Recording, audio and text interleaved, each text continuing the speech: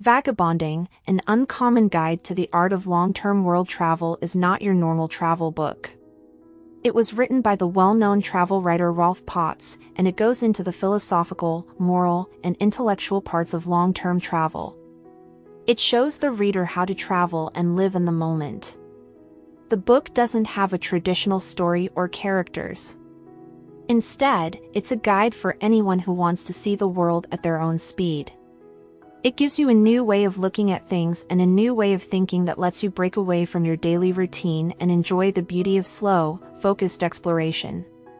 Potts starts by making it clear that vagabonding is not a way to run away from your life. Instead, it is a rewarding personal experience that pushes us to learn more about ourselves and the world around us. Potts says, vagabonding is, was, and always will be a private endeavor, and its goal is to improve your life not in relation to others but in relation to yourself. The book looks at the idea of time wealth and encourages people to spend their money on activities instead of things. It shows how important it is to slow down, live in the moment, and enjoy the freedom that comes with traveling for a long time. Potts says that society often tells us to get more money and things, but it doesn't tell us to spend time making memories and having experiences, which are just as important. Potts says that being a wanderer is not just for rich people, but is a choice. He says that you don't have to be rich to travel.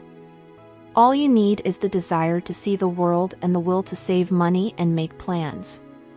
The author gives useful tips on how to save money for travel, how to decide where to go, and how to travel on a budget. He also uses his own stories and the stories of other long-term travels to show his points.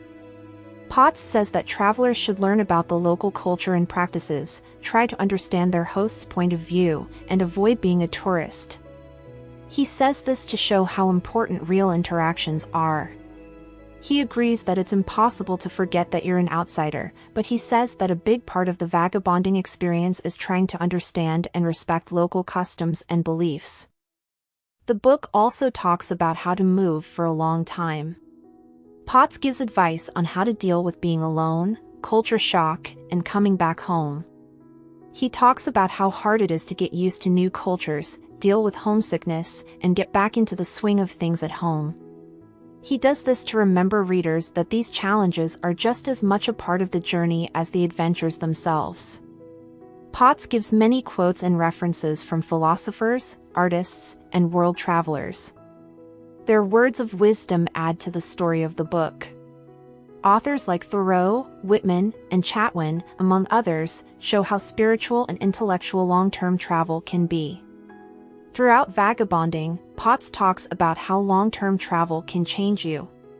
He says that traveling is more than just a way to see the world. It is also a way to learn about yourself and grow as a person. We can learn more about ourselves, other people, and the world around us when we leave our safe zones. In the end, Vagabonding, an uncommon guide to the art of long-term world travel, is not just a book about traveling. It's a guide to life itself. It tells us to be open to the unknown, to make the most of our time, and to be fully present in every moment. When we do this, we stop being just tourists and start being vagabonds, people whose experiences on the road have changed them for good. Through this change, Potts wants us to see that the world is as big, different, and interesting as we are.